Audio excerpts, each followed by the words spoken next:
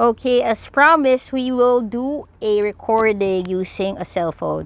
So right now, I'm using a separate microphone lang just to record the introduction.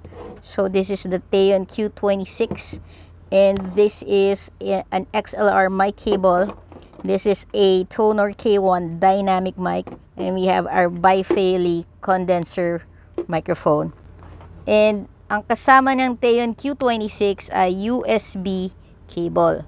So, para makarecord tayo sa cellphone, we will need a cable na USB-C to USB na ipa-plug natin sa cellphone adapter. Okay? So, let's try. Plug natin doon sa outlet. And then, this one, ikakabit natin sa likod. Basahin muna natin. So, this is the output for your audio. Meaning, dito natin ipa-plug kung saan natin gusto i-connect yung interface. So, it's either sa computer, which is the normal way. And then, ito yung sinasabi natin na via mobile OTG.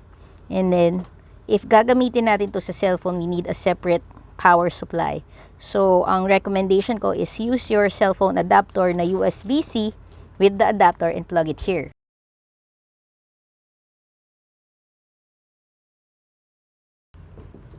Yan na siya. Para dire-diretso na.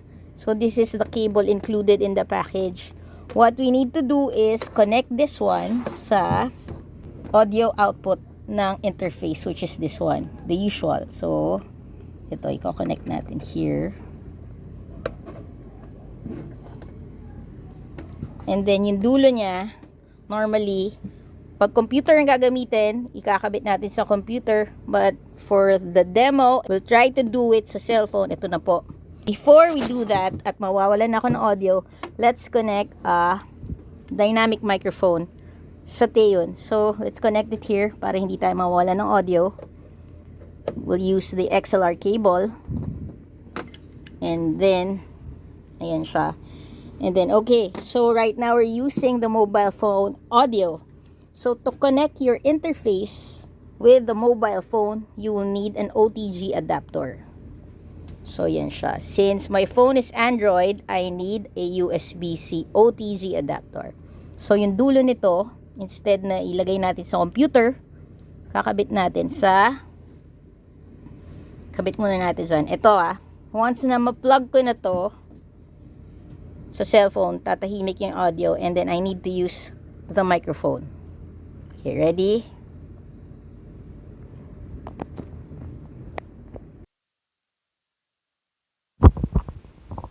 Hello, mic test. Hello, mic test. So, ito, nakikita nyo, I'm already using the audio interface and then connected to my cell phone. So, yan na siya. Nakikita nyo, every time I talk, nagla-light siya. So, this is an indicator na there's an audio signal. Or pag ginagamit mo yung that channel. So, pag ito linipat ko dito sa channel 2, ito naman yung iilaw. Para ma-monitor natin yung audio pag ginagamit to sa cellphone, I suggest you use a headphone. So, ito. Ito yung input niya ng headphone. So, nakikita mo. Ayan. Na it's 3.5 mm. So, gamit lang ako ng normal headphones. Ito. Sasaksak ko muna siya.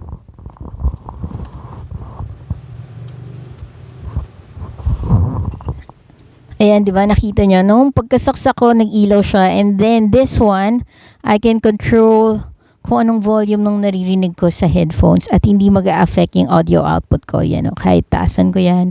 Ang ma-affect lang is yung naririnig ko sa tenga, but not the volume of the microphone. So, yan. And then, I have to show you this one. Hindi ko to na-discuss sa first video. Ito. There's a plus 10 dB.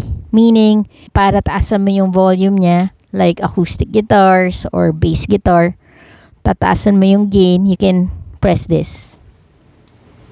Ayan. Para siyang direct box or preamp na tataas yung volume niya. You don't need to increase it dito. Ito lang. Kumbaga booster lang siya. And then second, of course, your 48 volt phantom power. You only have to turn this on when you're using a condenser mic. We'll use a condenser mic para ma-check nyo yung 48 volt phantom power. So yan, i-off ko muna yung microphone.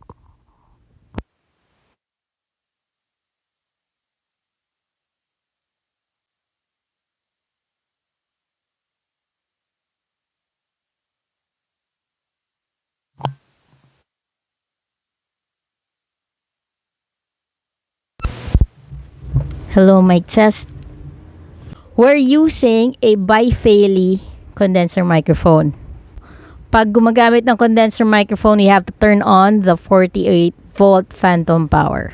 And then, let's discuss this one effect. So, if kailangan natin ng echo function, you have to press this. Yung first press, ito na yun. So, this is the echo function. And then, you can control kung gaano siya kalakas. Ito, minimal. And then, ito yung pa-maximum niya. Mic test, mic test. So, this is ideal for people na nagla-live or tamad maglagay ng plugins during their recording. Hello, mic test. So, it's clear. Yun lang, limited nga lang siya sa reverb, but I think it's useful for certain type of music. And then, the next press, so, ito i-off ko muna yung effects. Pag pinress ko to second time, ito, naka-off siya. So, ito naman, pag nakaginto, naka-mono effect siya. So, one side lang ng ang gagamit. And then, pag ito is the normal, which is the stereo. And then, next is your output. So, ito na yung recording output mo. And output dito sa likod na na-discuss natin sa first. Kung gaano kalakas yung volume ng gusto mo dun sa speakers mo.